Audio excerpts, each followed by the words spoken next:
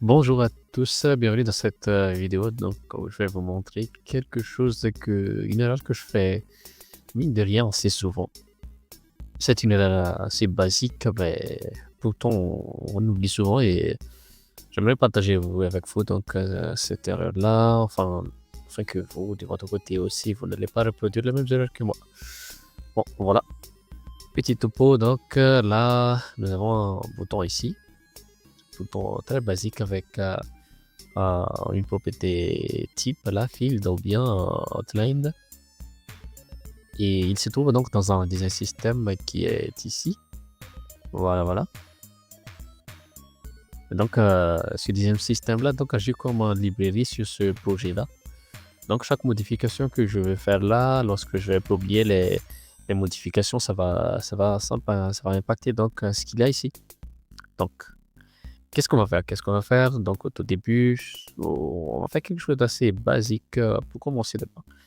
Supposons que je veux, par exemple, enlever ces icônes-là.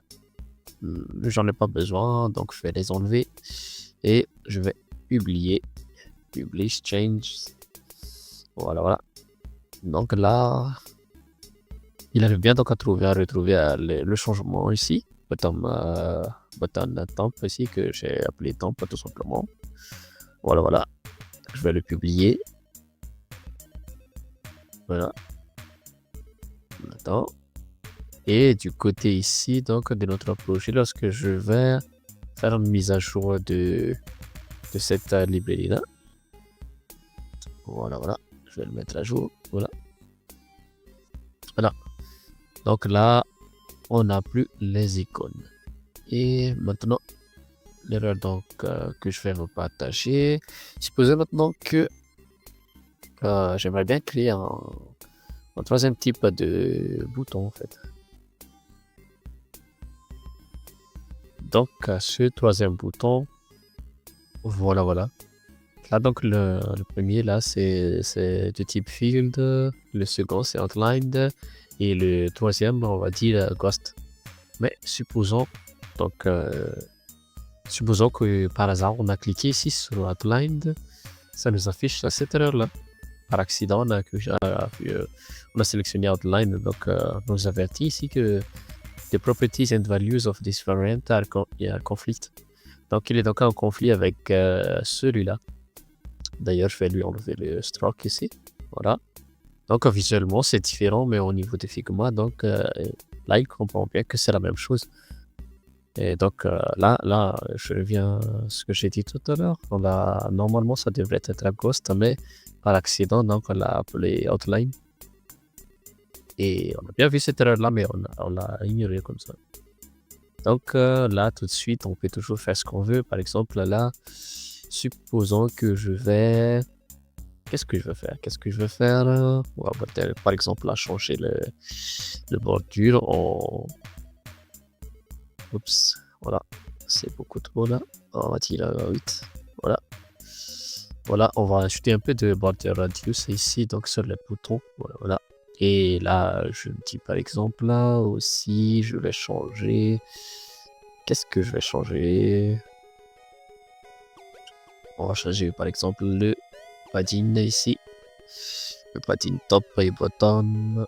On va le changer en 8. Voilà, c'est parfait. Donc, je vais toujours dans librairie. Publish change to changes to librairie. Voilà, voilà. Donc, là, donc, comme vous voyez, je ne peux même pas cliquer sur publier ici. Pourquoi? Parce qu'il n'y a rien à publier là-dedans. Tout simplement. Il n'y a rien à publier parce que, comme vous voyez ici, Invalid Assets, si on clique là-dessus, conflict, on a toujours le même erreur qu'on avait eu avant, conflicting property values. Donc là, ici, donc impossible de publier. Mais si par exemple on a un autre composant ici basique, hein, très très basique, juste pour illustrer, on va dire ça c'est un simple rectangle, comme ça qu'on va transformer en composant. Ensuite, on va publier notre changement ici. Voilà. Donc là, il a trouvé bien un rectangle que c'est un nouveau composant. Et là, publish, ça va être, on peut le publier. Ok. Et invalid assets là, ça reste quand même ici, mais on peut toujours publier parce que ce composant rectangle là est valide. Bien que ce bouton-là n'est pas valide, Figma ne nous empêche pas de publier en fait les changements. Donc c'est ce qu'on va faire. Voilà, voilà. Et maintenant, si on revient dans notre projet, là, voilà, voilà. Normalement, si on va dans Libraries, voilà.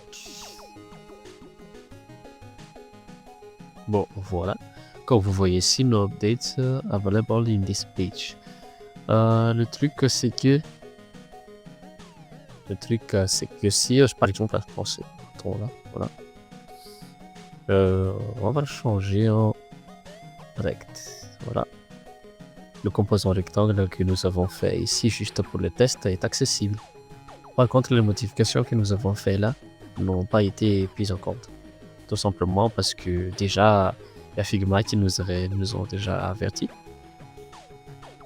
Et aussi, si par exemple, là, j'ajoute une modification dans ce composant rectangle ici, par exemple, qu'est-ce qu'on va faire? On va par exemple rajouter un cercle ici, de couleur noire, voilà, voilà. On peut toujours publier les changements. Voilà. Là, donc, Figma nous dit que le composant a été modifié, mais toujours notre bouton ici est toujours en invalid state. Donc, si on l'ignore tout simplement, donc on va le publier. On va voir ce qui se passe.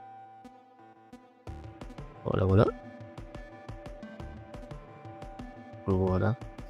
Et là, donc, je vais y aller ici. Là, on voit bien qu'il y a un changement ici qu'on va pouvoir regarder. Il y a des mises à jour. Voilà. Le rectangle a été modifié et non pas notre bouton. Notre bouton n'a pas toujours été pris en compte. Là, on peut toujours mettre un update ici pour le fun. Voilà. Comme vous voyez, le mise à jour a été bien établi. Donc, même si je vais ici, je vais toujours revenir sur Publish. Bon, voilà. Là, comme vous voyez bien que le rectangle d'exemple tout à l'heure, là, n'a pas de changement, donc on ne peut pas publier. Mais qu'importe les choses qu'on va faire sur cette bouton-là, en fait, ce composant bouton-là, ça ne va pas, l'ensemble ne va pas être publiable parce qu'il est en invalide. Et là, on dit conflict property values et qu'on a ignoré tout simplement. Et là, on nous rappelle toujours qu'il y a un conflit là. Donc, le truc, c'est que à chaque fois donc qu'on va créer un nouveau composant ici, il faut toujours vérifier donc qu'il n'y a pas d'erreur ici. Par exemple, ce qu'on a ici, comment on va faire pour le résoudre? Là, dans notre cas, on sait très bien quelle est notre erreur ici, donc on va le faire. On va changer par exemple le nom à Ghost ici comme convenu. Si on reclique sur le composant ici, bon voilà, il n'y a plus d'erreur.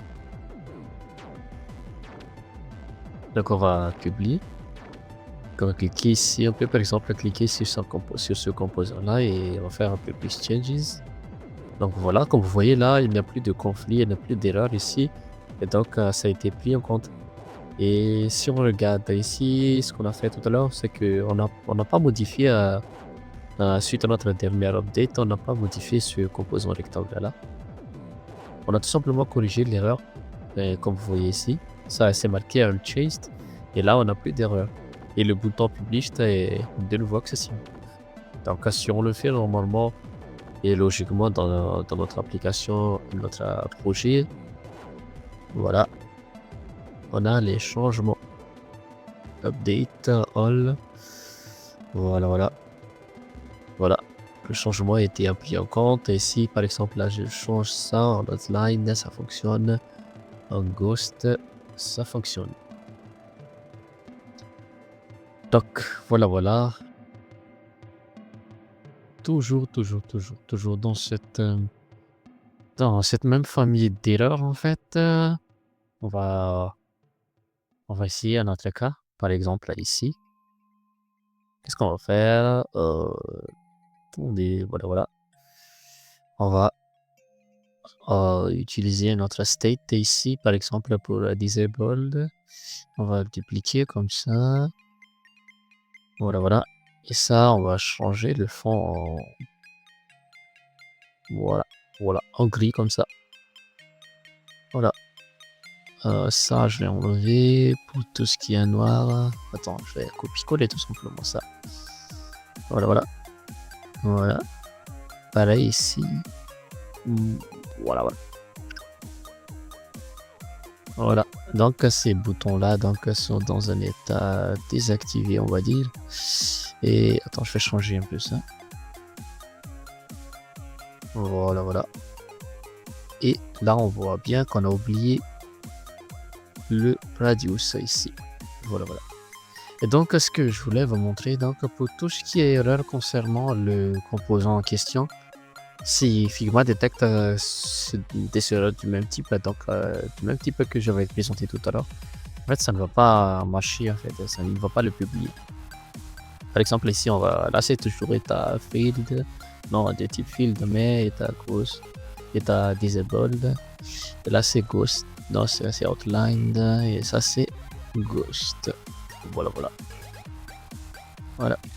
Et donc, si on va sélectionner le composant en question, là, vous voyez qu'il y a toujours des conflits de noms ici, par exemple, pour ces deux-là. Voilà, je vais arriver, voilà. Et ces deux-là aussi, il y a des conflits de noms. Les deux sont tous appelés ont tous les propriétés type à une valeur outlined. Donc là, c'est juste, on va tout simplement le renommer, on va dire. On va récupérer le nom en code là, on va séparer par un virgule.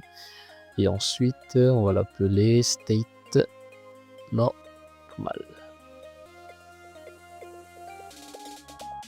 Voilà. Et ça, on va l'appeler disabled. Voilà. Je ne sais pas. Mon anglais n'est pas très ouf. Voilà, disabled. Voilà. Et intentionnellement... Attends, qu'est-ce que j'ai fait là? Ça, c'est ghost, donc pas de bordure. Intentionnellement, je fais ici. Comme vous voyez, si je n'ai pas mis de state ici, et là, puisque sur l'ensemble des composants ici, il n'y a pas de conflit parce que une variante qui n'a pas de, par exemple là, qui a cet ensemble là, par exemple pour le type cross et de state vide, ça n'existe pas, il n'y a que lui qui a ça. Mais pourtant là, on me dit que this variant is missing one or more properties. Donc la valeur de cette propriété là, en fait, il n'y en a pas. Et si on va sélectionner sur le composant, on nous signale quand même ça. Et si on persiste à le publier, voilà. Donc comme l'erreur que nous avons vu tout à l'heure, invalid assets, voilà, missing properties. Donc il va falloir corriger ça. Là par exemple, là c'est dans un state disabled. Voilà. Et si on reclique sur le composant, il n'y a plus de soucis. Et maintenant on va le publier. Non, pas par ici. On va faire publish changes et voilà. Donc là, ça a été pris en compte comme modifié. Donc, voilà, on peut le publier. On va le publier, juste histoire de vérifier. Voilà. Et si on revient ici sur notre design ici, on va mettre update all. Voilà. Comme vous voyez ici, tout a été pris en compte. Voilà. On peut le désactiver comme ça. On peut même changer l'état en field si on veut. Voilà. Donc, qu'est-ce que je voulais dire? En fait, à chaque fois avant de publier donc vos design systems ou vos librairies comme ça, pas seulement design system en fait, mais tout ce qui est librairie, donc qui est réutilisé par d'autres fichiers, par d'autres projets. Donc il faut toujours faire en sorte de bien vérifier qu'il n'y a pas d'erreur ici. Notamment, est-ce qu'il y a des conflits de propriété, conflits de valeur? Est-ce qu'il y a des des propriétés qui ne sont pas utilisées, des propriétés qui n'ont pas de valeur. Voilà, il faut vérifier tout ça donc avant de publier, sinon ça va se retourner contre vous. Et voilà, voilà. L'erreur est humaine, donc comme on dit, et ça m'arrive souvent de faire ce petite erreur-là. Mine de rien, c'est simple, mais ça arrive, hein. Et le truc, c'est qu'on ne se rend même pas compte qu'une fois, que seulement qu'on arrive dans notre projet en question qui va utiliser nos composants. Et donc voilà, si vous avez ce genre de soucis-là quelque part, n'hésitez pas à vérifier donc vos propriétés et les éventuelles erreurs pour signaler par moi. Sur ce, je vous dis à très vite. Ciao, ciao.